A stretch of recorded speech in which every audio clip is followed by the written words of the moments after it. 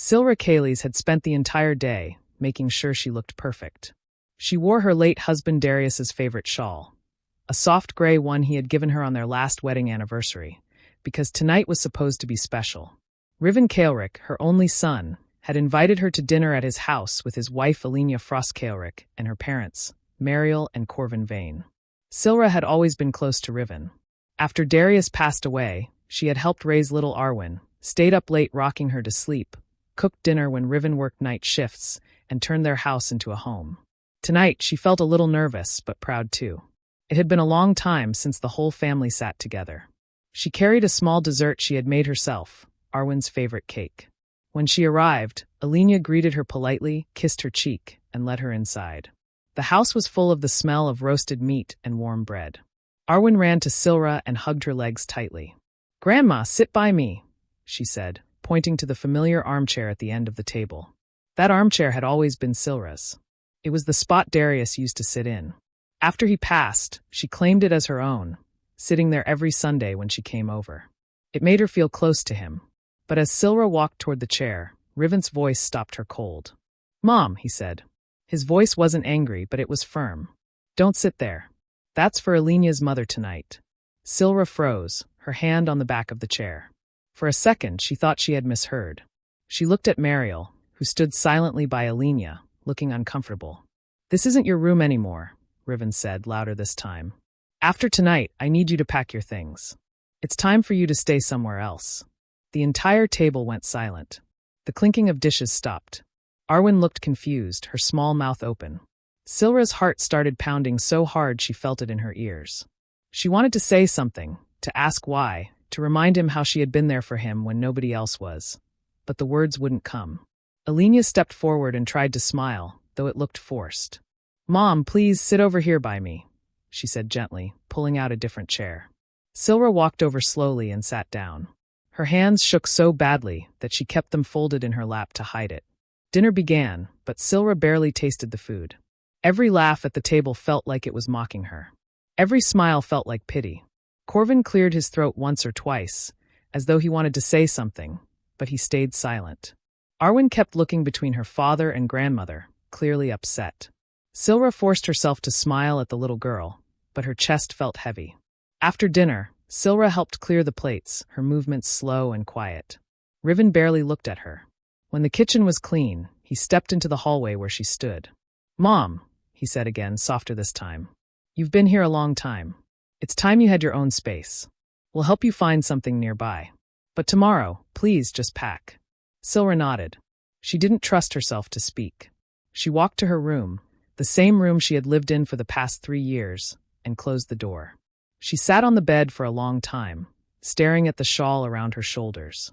She thought about Darius. What would he have said if he had been here? Would he have let Riven speak to her like that? Her chest ached, but no tears came yet. Instead, she stood and opened the closet. One by one, she took out her clothes and folded them. She placed them in her old brown suitcase, the one she had brought when she first moved in. Arwen knocked on the door once, whispering, "Grandma? Are you mad?" Silra opened the door just enough to see her granddaughter's small, worried face. She knelt down and kissed her forehead. "I'm not mad, darling," she whispered. "Grandma's just going to take a little trip." Arwen frowned but nodded slowly and went back to bed. By the time everyone else was asleep, Silra's suitcase sat by the door. She walked out to the porch, wrapped her shawl tighter around herself, and sat in the dark. The night was too quiet. She listened to the crickets and the occasional sound of a car passing by. Her heart felt like it had turned to stone. Inside the house, everything was still. Then, at exactly midnight, a sound shattered the silence, a scream so loud and full of terror that Silra jumped to her feet. It came from upstairs. Riven's voice rang out, shouting Arwen's name. Footsteps thundered through the hallway. Alenia screamed too, calling for the lights. Silra ran back inside, heart pounding, but froze in the doorway. She could hear Arwen sobbing uncontrollably. "She's saying something," Alenia's panicked voice said. Then came Arwen's broken whisper, just loud enough for everyone to hear. "Grandpa's here. He's sitting in Grandma's chair. He says he's angry." The house went completely silent. Silra gripped the doorframe, feeling cold all over. For the first time all night, she saw Riven's face pale with fear. The scream still echoed in the halls of the Kaelric house. For a moment, no one moved. The only sound was Arwen's sobbing. Her small voice trembled as she clung to Alenia's arms. "He's here. Grandpa is here," she cried, pointing at the armchair Silra had been stopped from sitting in earlier that night. "He's sitting there. He says he's angry because you made Grandma cry." The room froze. Riven stood in the doorway, his face pale and his lips pressed tightly together. Alenia hugged Arwen close, whispering, "Shush, sweetheart, it's just a dream. You were just scared." But Arwen shook her head violently. "No, he was sitting there. I saw him. He told me," she insisted, her small hands clutching her mother's dress. Silra stood at the bottom of the stairs, her shawl wrapped tightly around her shoulders, watching everything unfold. Her heart felt like it was being torn apart. She wanted to run to Arwen, to comfort her, but she stayed still. She knew this wasn't her place anymore. Riven cleared his throat and tried to sound strong. "Arwen, listen to me," he said firmly. "It was just a bad dream. There's no one here." But even as he said the words, his eyes flicked nervously toward the chair. The armchair sat in the corner of the living room, heavy and shadowed, as if it carried the weight of something unseen. Mariel and Corvin Vane, still awake from the commotion, exchanged worried glances. Mariel crossed herself quietly, whispering something under her breath. Corvin only shook his head, avoiding Silra's eyes. Arwen wouldn't calm down. She kept crying, her words breaking into sobs. "He said he doesn't like when Daddy makes Grandma sad. He's angry, Mommy. He's so angry." Silra felt her knees weaken. She thought of Darius, of his strong voice and kind eyes. If he had been alive, would he have let this humiliation happen to her? Would he have stood silently while their son pushed her aside? The silence after Arwen's words felt heavier than the scream. No one touched the armchair. No one dared to sit there. Even Riven, who had once spoken so firmly, avoided looking at it again. Finally, Alenia carried Arwen back to her room, whispering softly to calm her down. Silra listened as her granddaughter's cries slowly quieted, though she could still hear soft sniffles through the walls. Riven turned and walked back downstairs.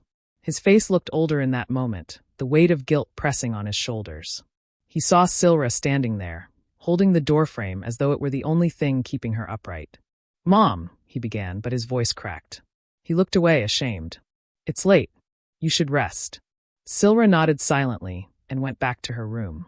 She sat on the edge of the bed, staring at her half-packed suitcase. She had thought she felt empty before, but now there was something heavier inside her. Something cold. She remembered Arwen's words, "Grandpa's angry." For the first time in years, Silra wondered if Darius truly was gone, or if some part of him lingered, watching, refusing to let his family forget what they had done. Hours passed. The house, usually full of little creaks and sounds of life, felt frozen. No one slept deeply that night. Even the walls seemed to hold their breath. In the early morning, Silra rose quietly. She didn't want anyone to see her leave.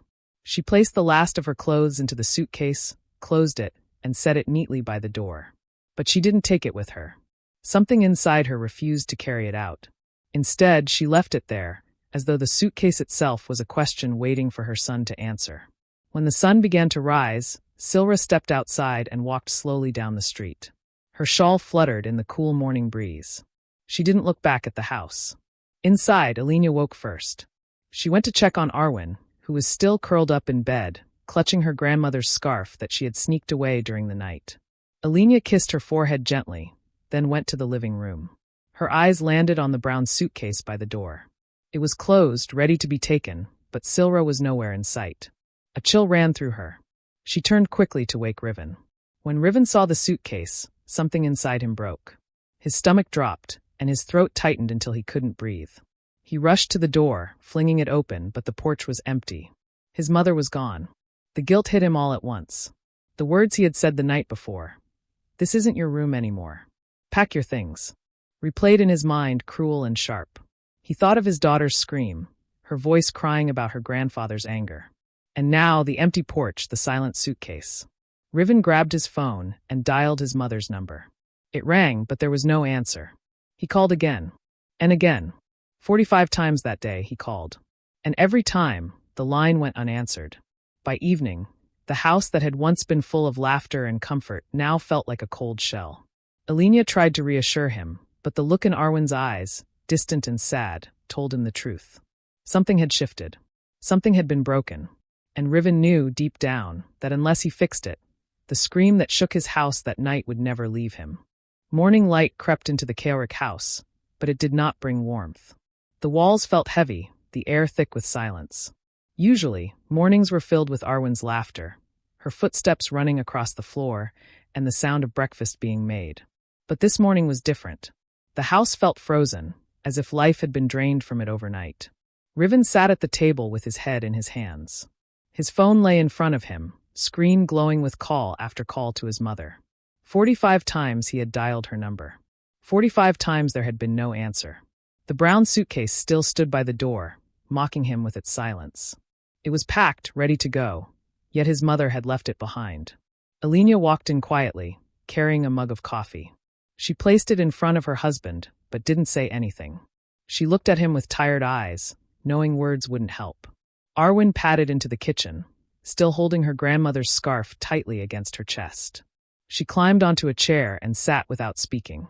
Normally, she would chatter about dreams, toys, or what she wanted for breakfast. Now, she just sat, her face pale, her eyes too serious for an 8-year-old. Riven forced a smile. "Good morning, sweetheart," he said softly. Arwen looked at him, but didn't smile back.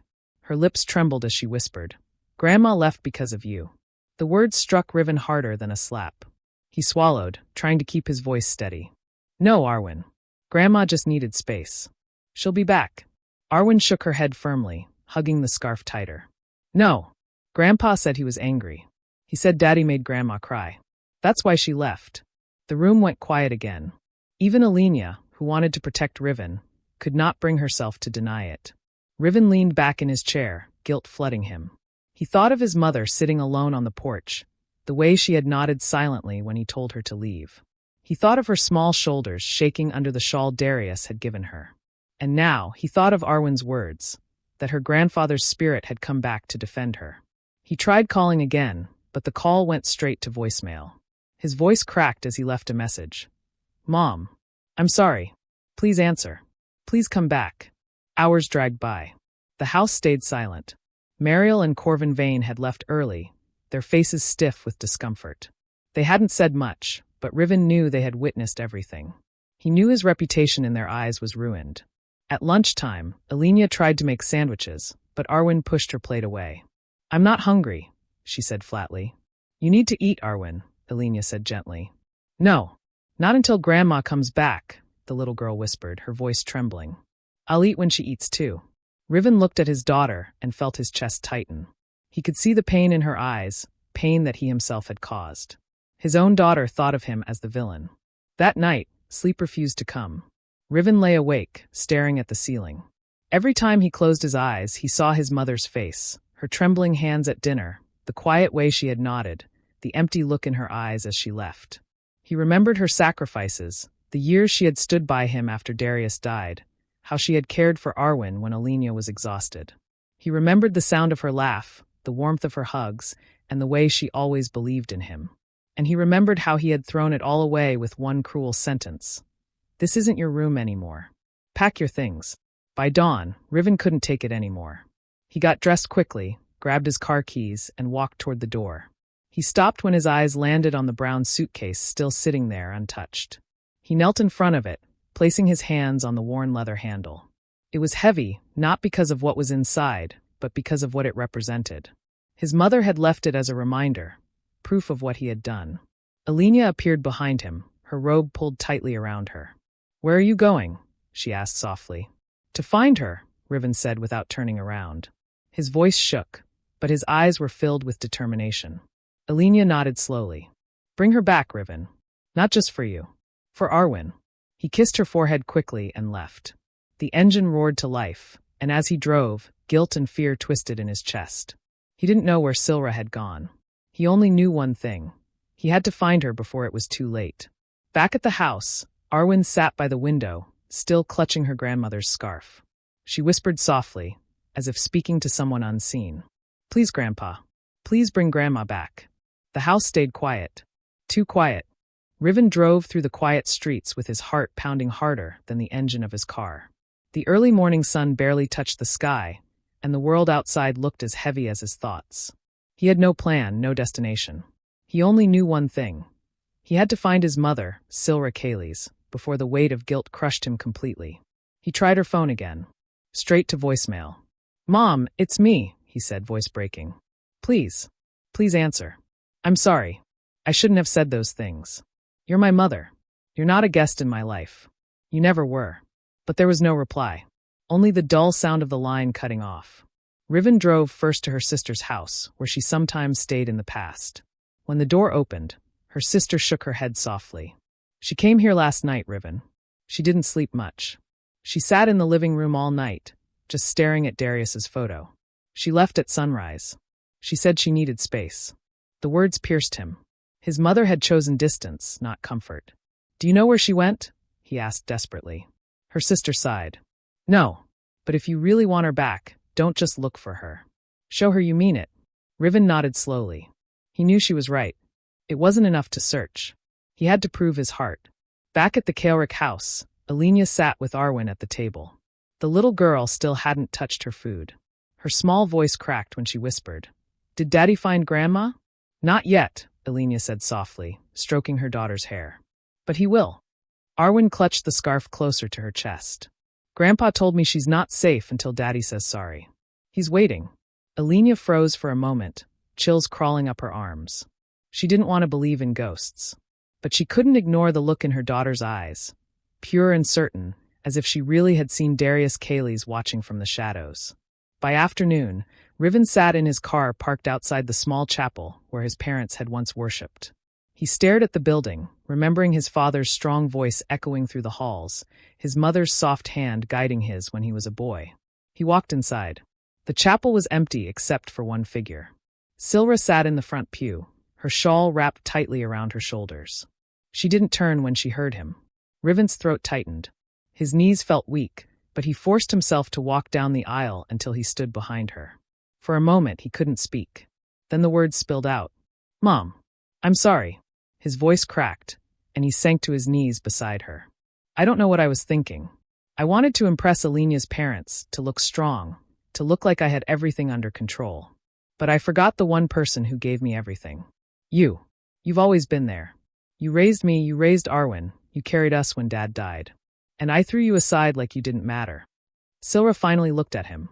Her eyes were red and tired, but steady. "Riven," she said quietly, "you broke something inside me last night. Do you know what it feels like for a mother to be told she doesn't belong in her own son's house?" Riven lowered his head, tears falling. "Yes, and I hate myself for it. Please come back. Not for me. For Arwen. She cries for you. She won't eat. She won't smile. She says Grandpa came back. She says he's angry at me." At that, Silra's face softened with pain. She reached out and touched his shoulder. "Your father loved you more than anything," she whispered. "But he would never forgive the way you treated me. He would want you to make it right." Riven nodded, unable to speak. He took her hand and pressed it to his forehead. "Then give me the chance. Let me fix it." That evening, Silra returned to the Kaelric house with her son. When Arwen saw her grandmother step through the door, she ran across the room and threw herself into her arms.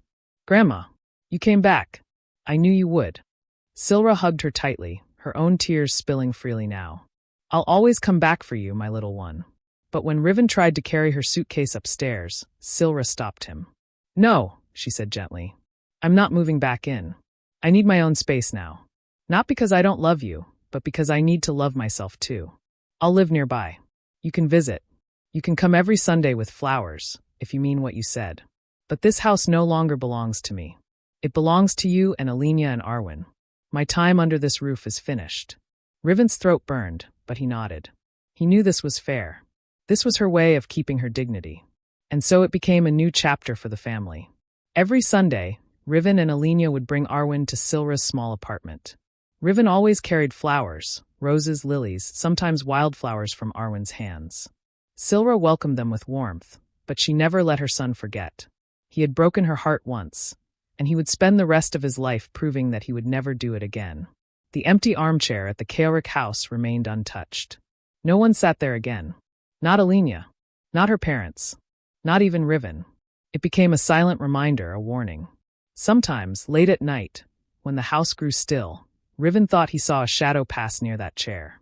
And he would whisper into the darkness, "I'm sorry, Dad." I'll never hurt her again.